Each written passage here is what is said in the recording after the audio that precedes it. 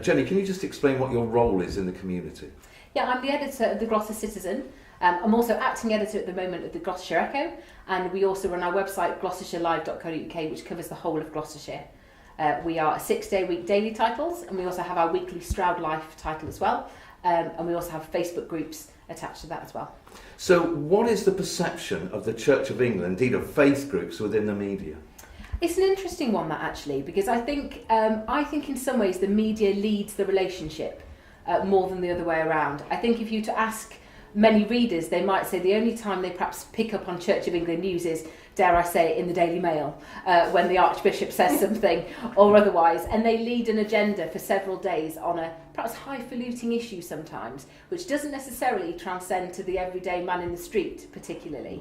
I think on a national level, it's quite an interesting relationship. I think it's probably more tense at a national level, I would say, than it is at a local level. I think here in Gloucestershire, we work well with the Diocese of Gloucester, we work well with the press team, and we also deal individually with other faith groups of different faiths. And it's quite a positive relationship in Gloucestershire. However, I would say we don't cover it as much as we used to. And why is that? I think it's there's perhaps a perception that it's not going to float our boat, that the stories that we're talking about aren't going to get me a lot of web hits, if I'm being really honest.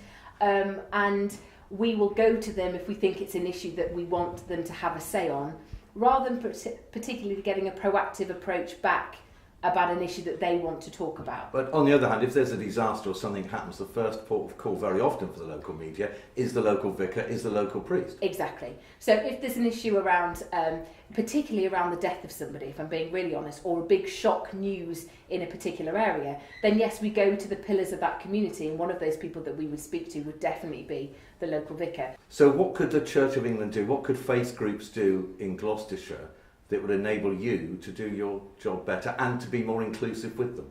I think some of it is it's almost down to just letting us know who they are and how to contact them. And I know that sounds really stupid, but it's basics. You know, if you've got a mobile number for a great community vicar, then you're going to call that community vicar on a Sunday or a Saturday when you can't get hold of somebody else for a reaction to something locally. And you're quite within your rights to say that's not something we feel comfortable talking about.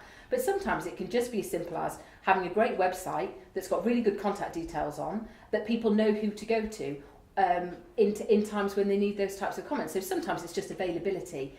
Finally, looking on 5 years, Jenny, how do you see the role of the community and how do you see the role of the faith groups and particularly the churches in the life of the community? I think Gloucestershire is a really successful county and it's growing all the time and it's going to continue to grow, and we need people to pull together in those circumstances and work out what's best for Gloucestershire.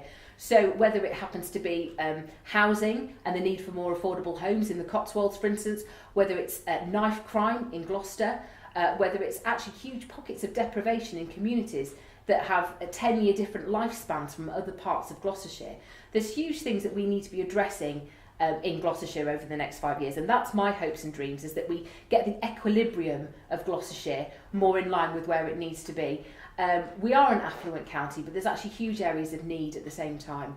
And where I see the role of the church within that is being a voice in the communities, and it should lead by example and should be a voice and a place for people to go to. So that's my hopes and dreams, really, is a more balanced, successful Gloucestershire where we address the balance of the areas of deprivation and need, and the church has a role to play within that.